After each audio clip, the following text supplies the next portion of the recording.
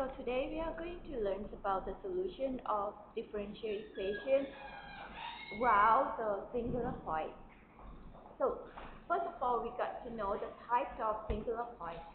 We can divide singular point into two different categories, which are regular singular point and irregular singular point. We are using this criteria: x minus x0 times px and x minus x0 squared times qx.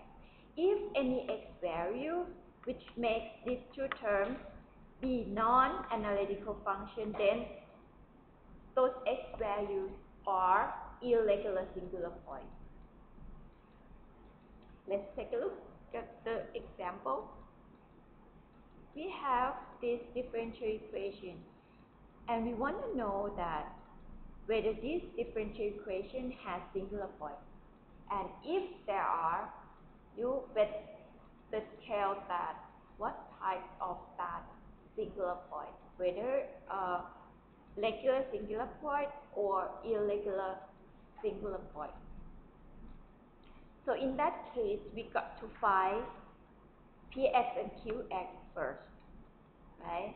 And the way to find px and qx, we are doing by making the coefficients in front of the second derivative of y become 1, and then the term which is after you doing that, the term which is in front of the first order of y would be px, and the coefficient of y would be qx.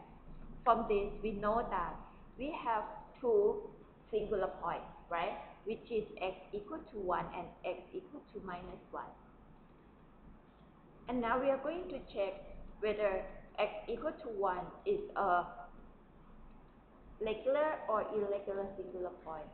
So the way to do that, we plug x equal to 1 to x0. So we got x minus 1 times px. And then you place it there. Now you would get x divided by x plus 1. You do the same for qx, but for qx you take x minus 1 squared. So you get x minus 1 squared times 3 divided by x squared minus 1, which is equal to x minus 1 times 3 divided by x plus 1.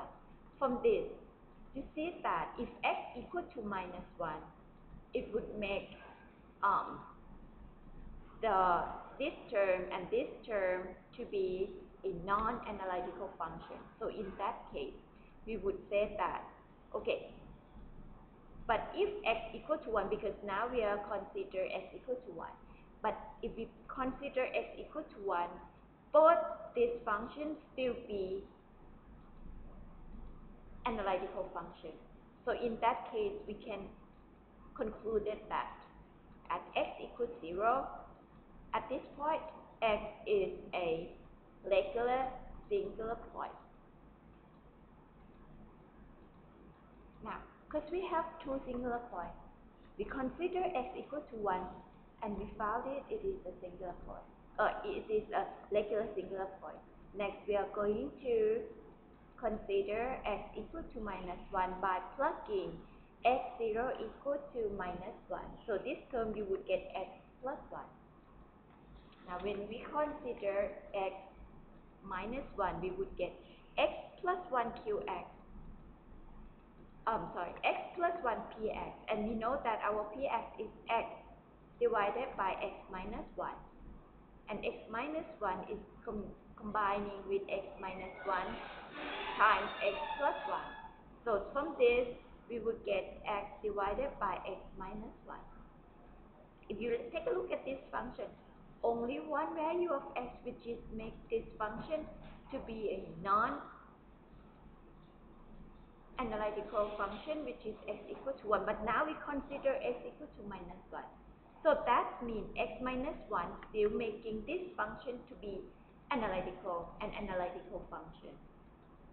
Now consider the terms of x plus 1 squared times qx, you would get 3 times x plus 1 divided by x minus 1.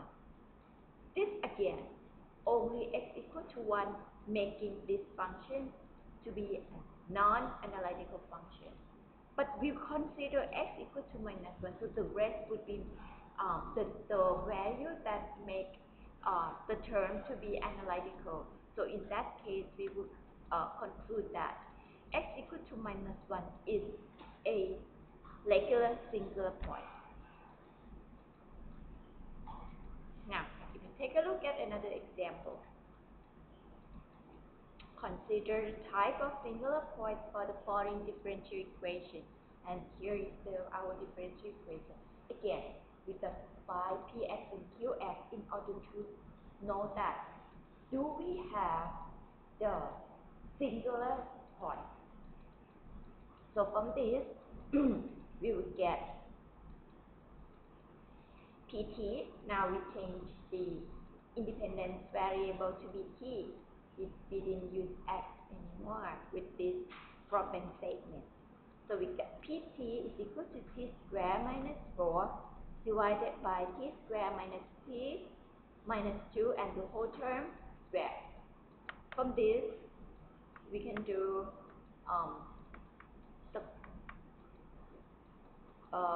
this term t squared minus 4 is combining with t minus 2 and t plus 2.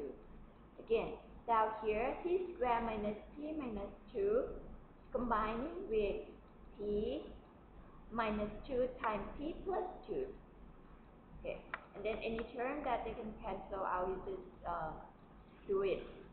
So we would get pt is equal to t plus 2 divided by t minus 2 times t plus 2 squared, t plus 1 squared. Again, do the same with the qt. Qt is the term in front of y. So you would get qt is equal to minus t divided by t squared minus t minus 2 and the whole term squared. And then we just, make it in the terms that we can consider the number. From this pt and qt, we would know that we have two irregular points, right? Two singular points, which are 2 and minus 1. And then we are going to consider what type of singular point for 2 and minus 1. So we consider t equal to 2 first.